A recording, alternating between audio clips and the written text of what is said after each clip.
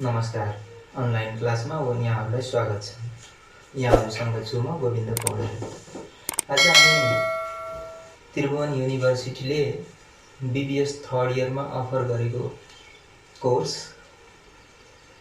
Taxation and auditing अन्तर्गत taxation पार्टमा रहेको provision of depreciation च्याप्टरमा छौँ र प्रोभिजन अफ डेप्रिसिएसनमा खास गरी हामी डेप्रिसिएसन यो कारणले हुन्छ र डेप्रिसिएसन भने यो हो भन्ने डिफाइन भन्दा पनि ट्याक्सेसन पर्पोजले डेप्रिसिएसन चार्ज गर्दा जति पनि डेप्रिसिएबल एसेट्सहरू छन् तिनीहरूमा कसरी चार्ज गर्ने त भन्ने कुरालाई फोकस गरेको छ। कुनै पनि व्यक्तिको वा संस्थाको ट्याक्सेबल इन्कम क्याल्कुलेसन गर्दा उनीहरूले डेप्रिसिएसनलाई एज एक्सपेन्सेसको रूपमा डिडक्सन गर्न पाउने हुनाले एक्सपेन्सेसको रूपमा जतिसुकै रकम पनि डेप्रिसिएसनको रूपमा डिडक्सन गरेर ट्याक्स छली हुन सक्छ भन्ने उद्देश्यले इन्कम ट्याक्स एक्ट 2058 अन्तर्गत तपाईको डेप्रिसिएसन चार्ज गर्न ट्याक्स एक्ट अनुसार नै गर्नुपर्छ भन्ने प्रोभिजन ल्याइएको छ र त्यस प्रोभिजन अनुसार डेप्रिसिएसन चार्ज गर्दा निम्न अनुसारका नियमहरू फलो गरेर मात्रै डेप्रिसिएसन चार्ज गर्न पाइने प्रोभिजन छ। यी केही प्रोभिजनहरूलाई मैले यहाँहरूमाझ यहाँ प्रस्तुत गर्छु र ती प्रोभिजनहरूको आधारमा हामी यस डेप्रिसिएसनसँग सम्बन्धित प्रब्लमहरूलाई पनि समाधान गर्नेछौँ। सर्वप्रथम त यो डेप्रिसिएसन चार्ज गर्ने बेलामा कसरी डेप्रिसिएसन चार्ज गर्ने त त्यहाँ जाउँ। जस्तो हामी डिडक्सन गर्न पाइने डेप्रिसिएसनलाई एलाइबल डेप्रिसिएसन भन्छौँ। एलाइबल डेप्रिसिएसन क्याल्कुलेसन गर्ने बेलामा हामी depreciation basis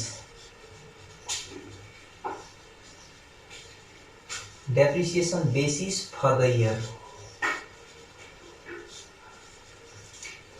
depreciation basis for the year कसैले यसलाई डेप्रिसिएसन बेस पनि भन्नुहुन्छ अनि into applicable rate of depreciation। Income tax act 2058 ले डेप्रिसिएबल एसेट्सहरूलाई ABCDE गरेर 5 वटा भागमा डिभिजन गरेर त्यो ब्लक वाइज रेट पनि डिटरमाइन गरेको छ र त्यही इन्कम ट्याक्स एक्टले डिटरमाइन गरेको रेटका आधारमा नै डेप्रिसिएसन चार्ज गर्न पाइने हुनाले जुन ब्लकको हामी डेप्रिसिएसन निकाल्नुपर्ने हो त्यही ब्लकसँग सम्बन्धित एप्लिकेबल रेटलाई लिएर मात्रै डेप्रिसिएसन निकाल्नुपर्ने हुन्छ।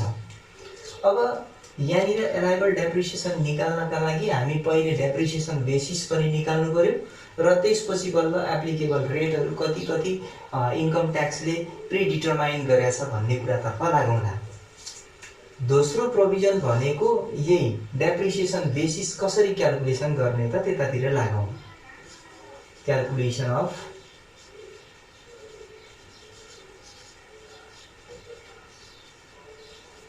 Depreciation basis for the year. यो डेप्रिसिएसन बेसिस क्याल्कुलेसन गर्नको लागि एउटा फर्मेट हामी युज गर्छौँ। धेरै एक्स्ट्रा फर्मेट केही पनि छैन, यो खाली पर्टिकुलर एमाउन्ट मात्रै।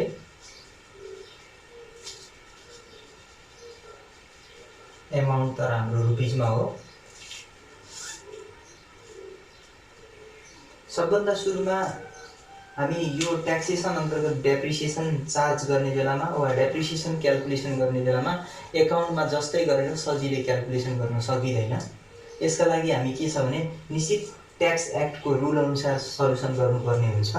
तसर्थ सबभन्दा सुरुमा गत सालको वा गत महिनाको हामीसँग भएको ब्यालेन्सलाई हामी यहाँ देख्छौँ।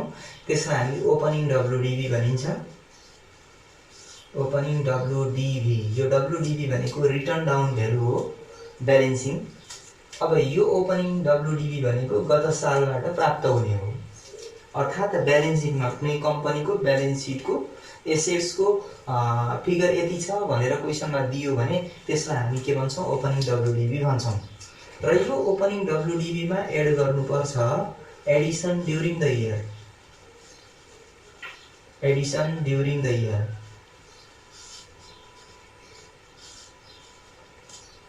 अहिलेको वर्ष हामी केही किन्यौँ, केही एसेट्सहरू पर्चेज गरेका छौँ भने त्यसलाई हामी यहाँ देखाउनु पर्ने हुन्छ।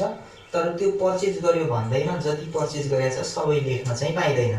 त्यसको लागि हामी के गर्छौँ भने एब्जर्ब्ड पोर्सन कति छ भन्ने कुरालाई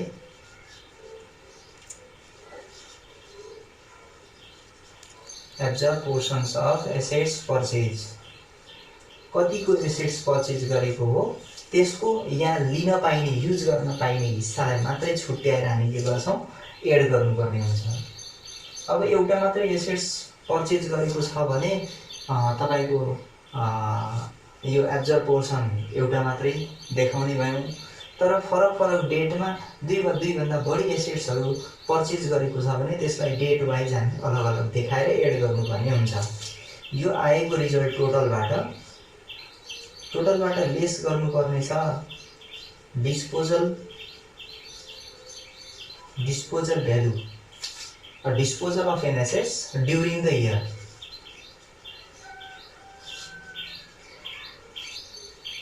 जुन वर्षको हामी अहिले यहाँ डेप्रिसिएसन क्याल्कुलेसन गर्दैछौँ त्यही वर्षमा यदि एसेट्सहरू डिस्पोजल गरेको छ भने त्यो डिस्पोजल गरेको फिगरलाई यहाँबाट लेस गर्नुपर्छ। अर्थात् यो डिस्पोजल भ्यालु भनेको बिक्री मूल्य, सेल्स भ्यालु, मार्केट भ्यालु और क्यास सेल्वेज भ्यालुलाई लिने हो। क्वेसनमा तपाईलाई सुरुमा एसेट्स किन्ने बेलामा यतिमा किनिएको हो र त्यसको करेन्ट बुक भ्यालु भनेर यति छ र त्यसलाई यतिमा सोल्ड गर्यो भनेर भन्छ भने हामी त्यो सुरुमा किनेको मूल्य र बुक भ्यालुलाई यहाँ युज गर्दैनौँ। यहाँ क्यास सेल्वेज भ्यालु कतिमा बिक्री गरिएको छ भन्ने कुरालाई मात्रै यहाँ युज गर्छौँ र यो आएको अन्तिममा आएको फिगरलाई हामी डेप्रिसिएसन बेसिस भन्छौँ। Depreciation basis for the year. यसरी हामी एलाइबल डेप्रिसिएसन क्याल्कुलेसन गर्नको लागि depreciation basis for the year निकालिसकेपछि हामीलाई चाहिन्छ rate of depreciation or applicable rate of depreciation. यो चाहिँ इन्कम ट्याक्स अफिसले नै आफैले क्याटेगोराइज गरेर दिएको छ। तसर्थ मैले केही छोटकरीमा जस्तो तेस्रो नम्बरका लागि त्यो एप्लिकेबल रेटको लागि है, रेट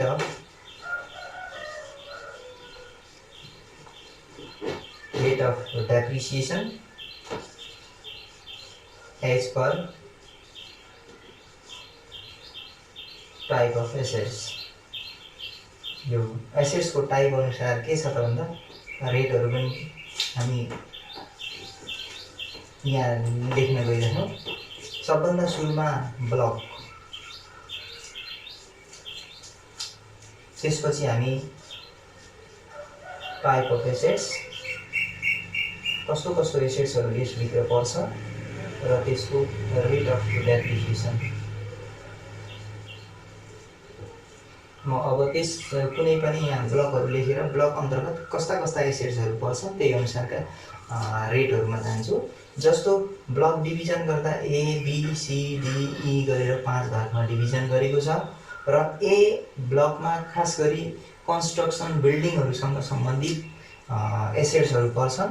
त्यही भएर यहाँनिर मैले बिल्डिङ एन्ड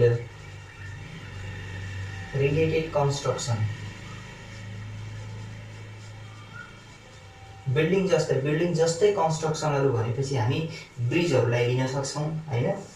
अब यसको लागि rate of depreciation income tax एक्टले 5% मात्रै डिटरमाइन गरेको छ। अब हामी कुनै पनि क्वेसनमा हामीलाई बिल्डिङ अर्थात् ल्यान्ड एन्ड बिल्डिङ दिएको छ भनेर भन्छ, अर्थात् ए ब्लकको एसेट्सहरू दिएको छ भन्छ भने त्यसको डेप्रिसिएसन चार्ज गर्ने बेलामा 5% नै चार्ज गरेको हुनुपर्छ। यदि यो भन्दा तपाईले फरक गर्नुभयो भने त्यसलाई इन्कम ट्याक्स अफिसले एप्रुभड मान्दैन। अब यो हाम्रो ए ब्लकको एसेट्सहरूको कुरा थियो। त्यस्तै बी ब्लकको एसेट्सहरूमा जाउँ। अब बी ब्लकमा पर्ने एसेट्सहरू भनेको यो फर्निचर, फिक्सर, कम्प्युटरहरू, अफिस इक्विपमेन्टहरू पर्छन्। त्यही भएर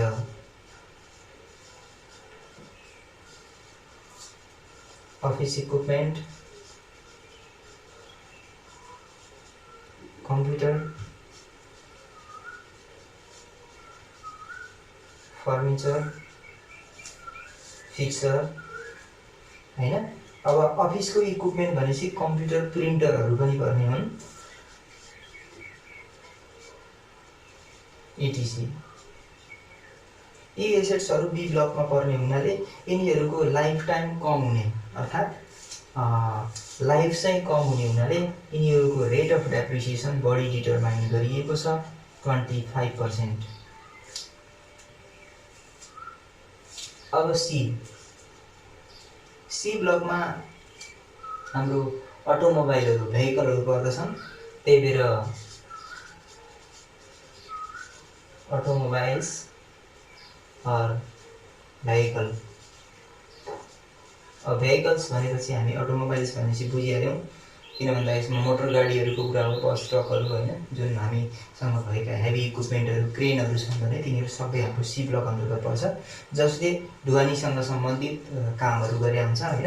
अब यी भेहिकलहरूका लागि रेट अफ डेप्रिसिएसन 20% डिटरमाइन गरिएको छ। त्यस्तै अघि सुरुमा पनि भनेका हौँ, हामीसँग 5वटा ब्लक छन् र हामी अहिले सी ब्लकसम्म पुगेका छौँ। अब ई ब्लकमा जाउँ। अब यो ई ब्लकमा हामी पर्ने एसेट्सहरू अन्तर्गत ई नै डी ब्लकमा जाउँ हामी। अब डी ब्लकमा पर्ने एसेट्सहरू अन्तर्गत खास गरी प्लान्ट एन्ड मेसिनरीहरू पर्छन्। प्लान्ट एन्ड मेसिनरी, हेभी इक्विपमेन्टहरू होइन,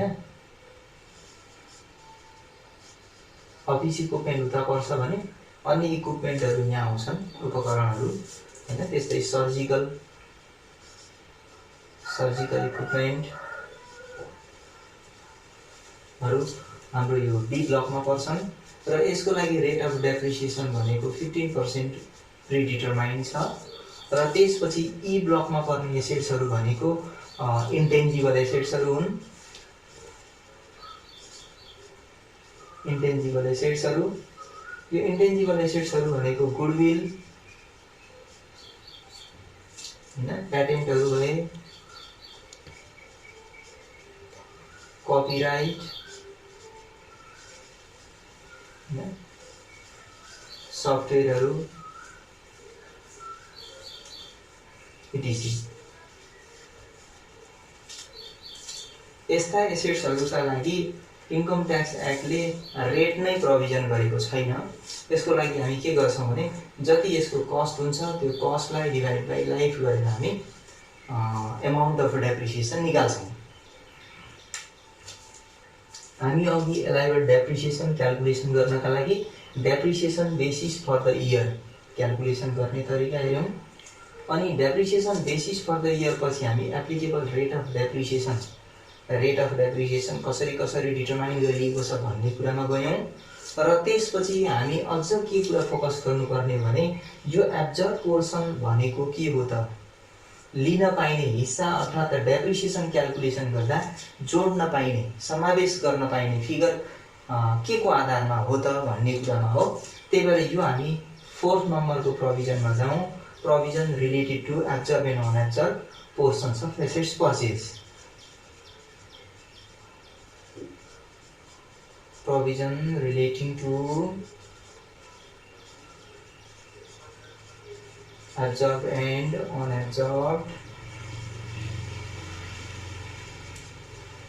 portions of assets purchase। अब जो प्रोभिजन एब्जर्ब र अनएब्जर्ब प्रोभिजन के अरे पोर्सन अफ एसेट्स पर्चेज भनेको कुरा, त्यो एसेट्स कहिले किनियो, कुन ड्युरेसनमा पर्चेज गरिएको छ त्यो कुरामा डिपेन्ड हुन्छ। तसर्थ हामी यसको लागि प्रोभिजन कसरी लेखौँ भने एक ठाउँमा एब्जर्ब पोर्सन भनेर लेखौँ र अर्को ठाउँमा अनएब्जर्ब लेखौँ।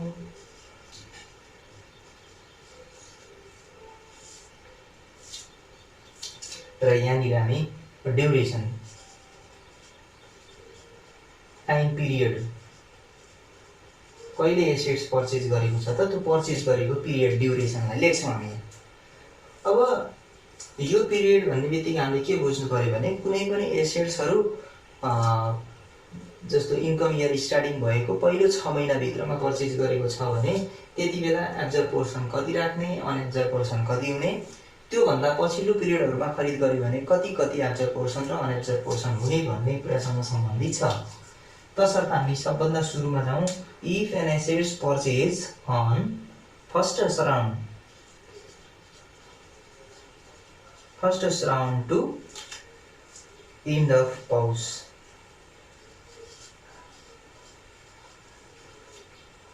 यदि कुनै पनि एसेट्स फर्स्ट राउन्डदेखि एन्ड अफ पौष यो ड्युरेसनको बिचमा कुनै पनि डेटमा पर्चेज गरिएको छ भने त्यति बेला एब्जर्भ पोर्सन भनेको 3/3 हुन्छ, भनेको 100% हुन्छ। जति किनेका छौँ सबैलाई हामी यहाँ जोड्न पाउँछौँ। 5 लाखको एसेट्स किनेका छौँ हामी पुसको एन्डमा भने यहाँनिर हामी एडिसन ड्युरिङ द इयर भनेर लेख्यौँ, यहाँनिर अन पौष भनेर लेख्यौँ भने 3/3 भने 100% 5 लाखै यहाँ जोड्न पाइन्छ र त्यसको डेप्रिसिएसन निकाल्न पाइन्छ। अब 100% नै एब्जर्भ हुन्छ भने त अनएब्जर्भ केही पनि हुँदैन। यो त हाम्रो कहिले थियो भन्दा फर्स्ट राउन्डदेखि एन्ड अफ पौषसम्मको ड्युरेसनमा यदि एसेट्स पर्चेज गर्यो भने के हुने हैन। त्यसै गरेर पौषको एन्डपछि फर्स्ट माघ,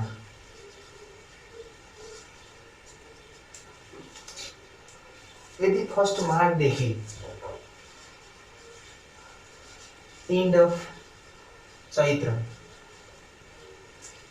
चैत्रको एन्डसम्म यदि हामी एसेट्स पर्चेज गरेका छौँ भने त्यति बेला एब्जर्भ पोर्सन भने 2/3 हुन्छ।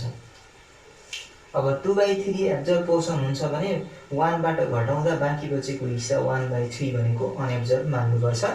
र यो अनएब्जर्भ पोर्सन हामी जति बेला यो opening WDB for the beginning of next year calculation गर्छौँ त्यति बेला अनएब्जर्भ चाहिन्छ। र यो एब्जर्भ पोर्सन भनेको तपाईहरुले depreciation basis for the year calculation गर्दा नै चाहिन्छ। त्यस्तै अब चैत्रको एन्डपछि हाम्रो वैशाख सुरु हुन्छ, त्यही भएर first Baishakh to end of Ashadh,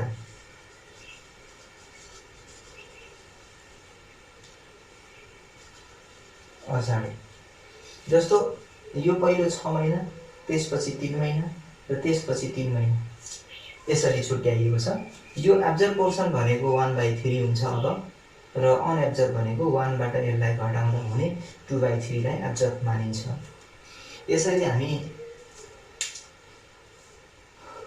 depreciation, एलाइबल depreciation कसरी क्याल्कुलेसन गर्ने र डेप्रिसिएसन क्याल्कुलेसन गर्दा हामीलाई चाहिने डेप्रिसिएसन बेसिस कसरी निकाल्नु पर्ने रहेछ, र त्यसपछि अब यो रेट अफ डेप्रिसिएसनसँग रिलेटेड प्रोभिजनहरु कस्तो कस्तो आयकर ऐनले व्यवस्था गरेको छ त्यहाँ पनि हामी पुग्यौं, र त्यसपछि यो प्रोभिजन अब्जर्भ र अनअब्जर्भसँग रिलेटेड के छ भन्ने कुरासम्म हामी यहाँ पुग्यौं। ल हस्त यससँग सम्बन्धित अन्य प्रोभिजनहरु लिएर म फेरि तपाईहरुसँग उपस्थित हुने नै छु। तबसम्मका लागि यहाँहरुसँगबाट बिदा हुन चाहन्छु। हस्त नमस्ते।